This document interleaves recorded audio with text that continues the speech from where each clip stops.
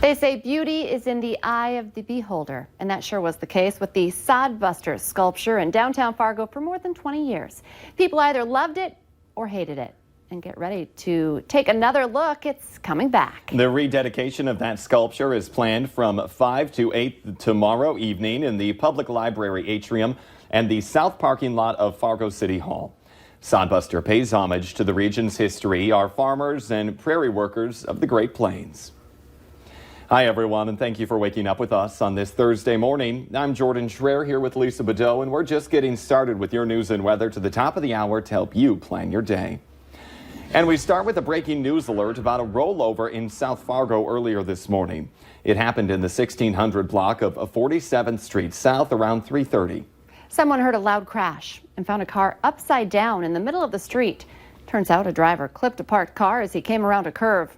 KFGO News is reporting that the driver was able to crawl out of the wreck on his own.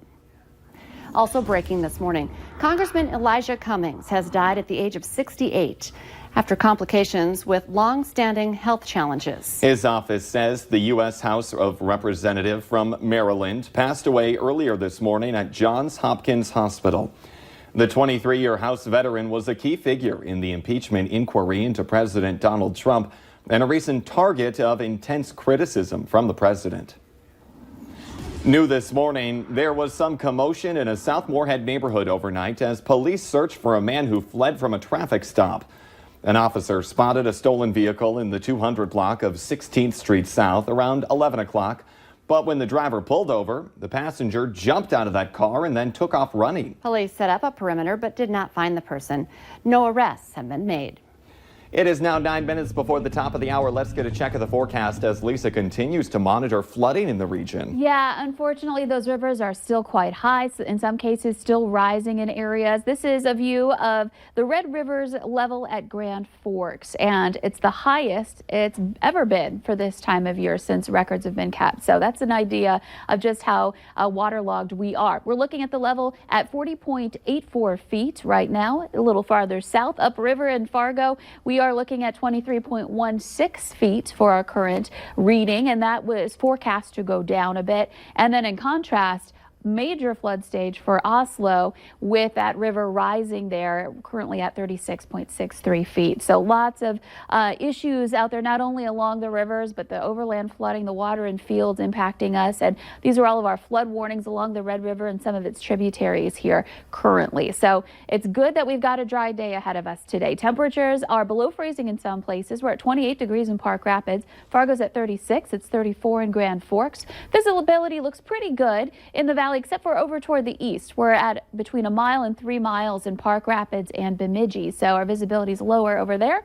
And we have some light wind, but it will get going in a hurry today. We're talking some strong wind gusts coming up for us this afternoon with clear skies, lots of sunshine ahead of us here in the valley. Not only there, but the tri-state area looking pretty good to start off today. So here's a look at our hourly planner. You could see in the background here that sunrise starting, the clear skies that we have, and we'll continue to enjoy that sun through the day. Temperatures rising as a result into the upper 50s for us in Fargo. And again, stronger winds. These are steady speeds that we have here. Gusts will likely be 20 to 30 miles per hour during the daytime hours and could get even stronger than that as we head into the overnight and to start off the day tomorrow. We've got a front moving through for Friday that's going to bring about some more wind, more cloud cover too, and a very slight chance for a few showers Friday evening. Not a lot of accumulation with this very light stuff. So that's the good news with that. That will move through. Saturday looks great. We'll get to 60, mostly sunny skies. Sunday night and into Monday. That's that next system we're keeping an eye out for. And now for a look at traffic. Here's Devin Fry with the Valley Today's Traffic on the Move. Thank you, Lisa, and good morning, Red River Valley. We're on westbound I-94 right now, but I actually kind of want to give us a look at both interstates for the last hit this hour. So as you can see, the westbound lane of I-94 has built up quite a bit, but a lot of the traffic seems to fade away when they turn off onto I-29 here, which northbound I-29 is also looking very busy. So westbound I-94 and northbound I-29 are both our busiest roadways that we've seen so far this morning. Southbound I-94 is also busier than it normally is at this time of the morning. So overall traffic flow has definitely increased a lot since we first got out on the roadways today. Now, here on I-29, we can expect some delays as we get closer and closer to the start of the school or work day. They're gonna continue the utility work over by 12th and 19th Avenues, which means they're gonna be reducing lanes. It's gonna be slowing down traffic right as we get into that morning rush hour. It hasn't started yet, but the signs are being set up. So watch out for that a little later on. We're gonna keep checking out the roadways in the next hour in the Fargo CW, but for now, for your traffic on the move, I'm Devin Fry. The family of a 13-year-old runaway from Moorhead says they're worried, scared, and desperate. Joshua Newmayer was last seen 3 weeks ago at College Park Apartments in Moorhead. In an exclusive interview, his sister Melissa Hughes tells us she has spent hours behind the wheel of her truck searching for her little brother. She has checked with police, social services, schools, even strangers, but no one has seen him. No matter what, I'll never stop looking for him. Ever. I don't know what I'm gonna do if I get bad news.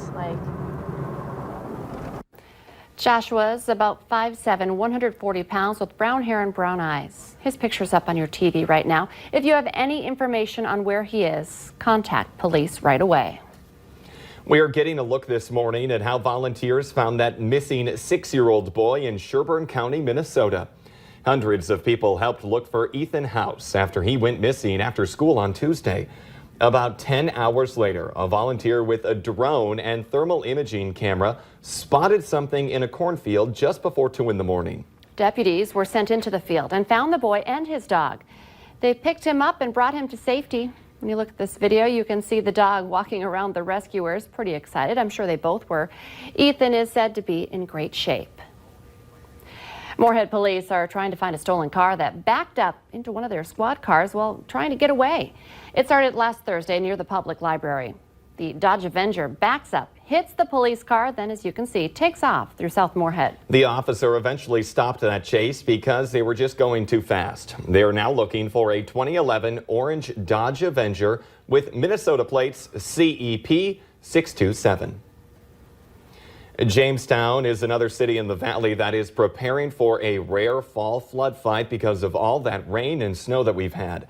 The city is getting about 50,000 sandbags ready, and you can help. Volunteers will be filling bags today from 8 this morning till 6 tonight. They'll also be making them tomorrow and Saturday and will need help. City officials say all you have to do is show up at the Civic Center parking lot. If you have business with Fargo Police, you have a new destination starting today. Their new headquarters is up and running at 105 25th Street North. That's just a block off Main Avenue. The new office it will be open for record services at 8 this morning. Lobby hours are going to be 8 to 4:30 Monday through Friday, and they're closed on weekends and holidays. Police closed their old downtown location yesterday. This weekend, you could really have a great excuse to drink some wine. That is, if you need an excuse to do that. The Valley Today's Abby Furchner joins us live from the Homeward Animal Shelter ahead of their big fundraising event. Good morning, Abby. Good morning, Lisa and Jordan. We have an excited furry friend with us. He is enjoying all of this love, but I'm here with Heather. And tomorrow night, really quickly, what is going on? What can people come out and do with the Homeward Animal Shelter? We have our 10th annual Wags, Whiskers, and Wine event going on at the Delta Hotel here in town. It's from 6 to 9 p.m. Super fun event.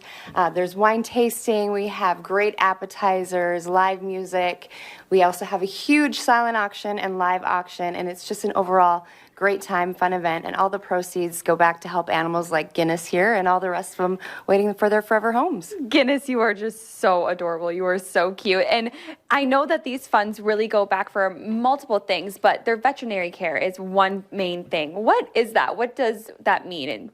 Sure. Like you said, the proceeds go to animals for their veterinary care. It's the biggest thing. It really helps. And it takes a lot of money to care for these animals until we can find their perfect matches for them. So in addition to every animal gets a basic wellness check when they come through our doors, we vaccinate all our animals. All of our animals are spayed and neutered that are 6 months and older. Wow. And then, of course, there's always animals that require a little bit extra TLC, need more veterinary needs.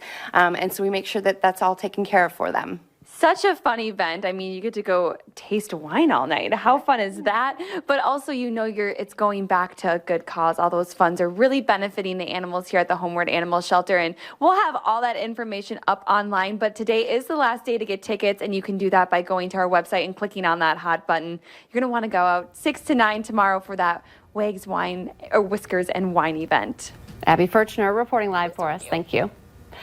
Okay, let's get our answer now to our question of the morning on Facebook. On any given workday, employees are 20% happier when this happens. The answer is when there is free food at the office. I'm 100% happier. But remember, you can take part in our question of the morning on the Valley News Live Facebook page. Go ahead and join the conversation. And we should be happier today because we'll see some sun. Yes, sunshine, warmer temperatures. It'll get a little windy, but it's that wind we have to thank for the temperatures rising back into the 50s. Tomorrow, a little more cloud cover, but we reach that 60-degree range. Saturday looks beautiful. The Today Show and CBS This Morning are just about to start, but the Valley Today rolls on right now on the Fargo CW.